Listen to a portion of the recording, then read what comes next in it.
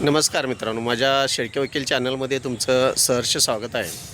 आज कोल्हापूर डिस्ट्रिक्ट इथं प्रॅक्टिस करणारे क्रिमिनलमध्ये जास्तीत जास्त त्यांची प्रॅक्टिस असते ते माझे क्लासमेट अधिक माझे मित्र अभिजित हिलगे साहेब वकीलच आहेत. एक चांगल्या पद्धतीनं आता 25-30 वर्ष प्रॅक्टिस आपल्या कोल्हापूर डिस्ट्रिक्टमध्ये करत असतात आणि चांगल्या पद्धतीनं केसेसचा निकाल त्यांच्या बाजूनं आतापर्यंत लागलेला आहे. थोडंसं आज अशा पद्धतीचं त्यांची थोडीशी मुलाखत घेण्याचा प्रसंग आला की एखाद्या व्यक्तीनं दुसऱ्या व्यक्तीला जर चेक दिलेला असेल आणि सदरचा चेक जर बाउन्स झालेला असेल किंवा सदरच्या खात्यावर चेकमुळं पैसे मिळालेले नसतील तर त्या संदर्भात साहेबांचं थोडंसं मनोगत आपण आजच्या व्हिडिओमध्ये. साहेब नमस्कार. नमस्कार. थोडंसं आम्हाला अशा संदर्भात माहिती पाहिजे होती की समजा एखाद्या पार्टीनं दुसऱ्या पार्टीला जर चेक दिलेला असेल तरचा चेक जर बाउन्स झालेला असेल किंवा सदर खात्यावरून जर पैसे मिळाले नसेल तर कायदेशीर प्रक्रिया काय करता येईल त्या संदर्भात? नमस्कार. मुळात म्हणजे काय, न वटलेल्या चेकच्या बाबत एक स्वतंत्र कायदा हा अस्तित्वात आलेला आहे. त्या कायद्यामध्ये नमूद काय केलेलं आहे की ज्या व्यक्तीला चेक दिलेला आहे, चेक देणाऱ्या व्यक्तीनं तो खाते जे बँकेचं खाते आहे ते त्याच्या नावावर असणं हे आवश्यक आहे. आणि दुसरी त्यामध्ये कंडिशन काय ठेवलेलं आहे की कायदेशीर देण्यासाठी तो चेक दिला असायला पाहिजे. आणि असा जर कायदेशीर देण्यासाठी जर चेक दिला असेल तर तो भारतीय निगोशिएबल इन्स्ट्रुमेंट ॲक्टप्रमाणे असा चेक दिल्यानंतर तो वटला नाही तर ज्या व्यक्तीनं चेक दिलेला त्या व्यक्तीच्या विरोधात तुम्ही फौजदारी प्रक्रियेनुसार फौजदारी केस दाखल करू शकता आणि त्यासाठी त्या व्यक्तीला 2 वर्षाची शिक्षा आणि चेकच्या रकमेच्या दुप्पट दंड होण्याची तरतूद सदर संबंधित कायद्यामध्ये केलेली आहे. आता साहेब जर समजा एखाद्या व्यक्तीनं आपल्याला चेक दिला तर प्रथम आपण काय केलं पाहिजे? प्रथमतः म्हणजे आपण काय आहे की ज्या व्यक्तीनं आपल्याला चेक दिलेला आहे त्या व्यक्तीला आपले कायदेशीर देण्यासाठी हा चेक दिलेला आहे हे साबित करण्याची जबाबदारी आपली आहे.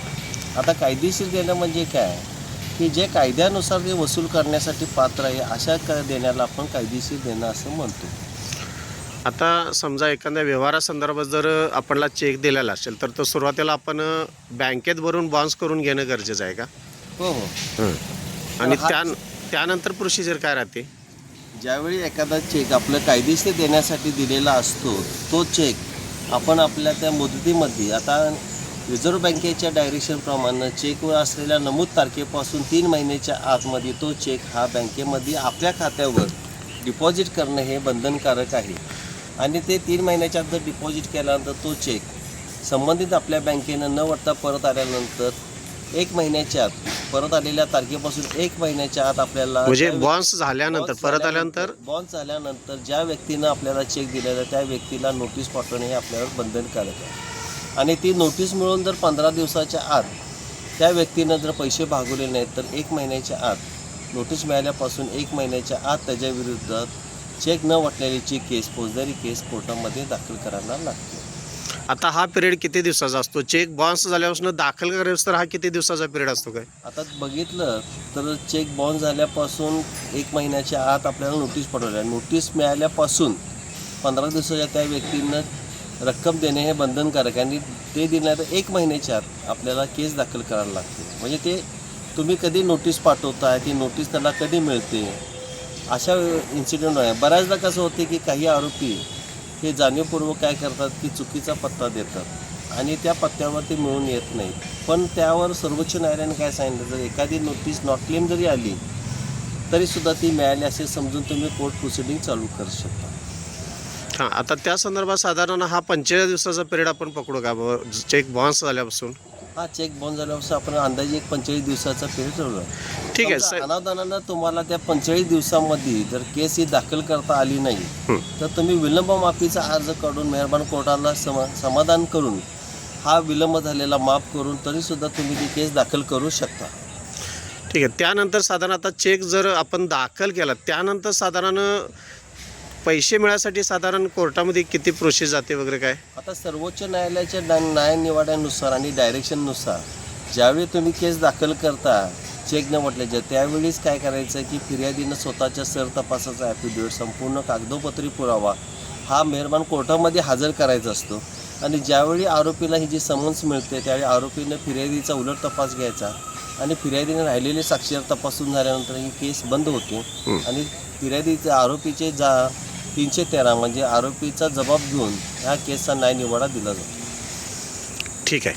आता अतिशय छान आपण साहेब माहिती दिल्याबद्दल आपलं या माझ्या शेळके वकील चॅनलमध्ये सहर्ष स्वागत, त्याचबरोबर आपले मोलाचे मार्गदर्शन मिळाल्याबद्दल धन्यवाद साहेब. आता मी सगळ्यात शेवटला तुम्हाला सांगू इच्छितो, कायदेशीर देणे म्हणजे काय.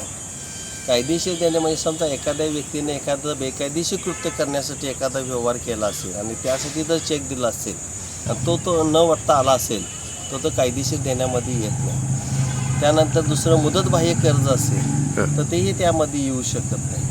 तेव्हा कायदेशीर देणं असणं हे फार महत्त्वाचं आणि ते साबित करण्याची जबाबदारी मुळात ही फिर्यादीची म्हणजे ज्या व्यक्तीला चेक दिलेला त्या व्यक्तीची असते.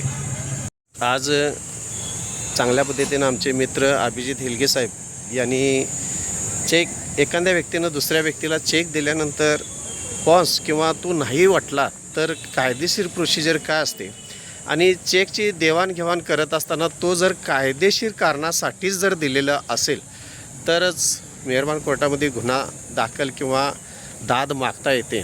अशा पद्धतीनं त्यांनी छान मार्गदर्शन केलेलं आहे. माझ्या चॅनलमध्ये नवीन असाल तर चॅनलला सबस्क्राईब करा, लाईक करा, शेअर करा. धन्यवाद.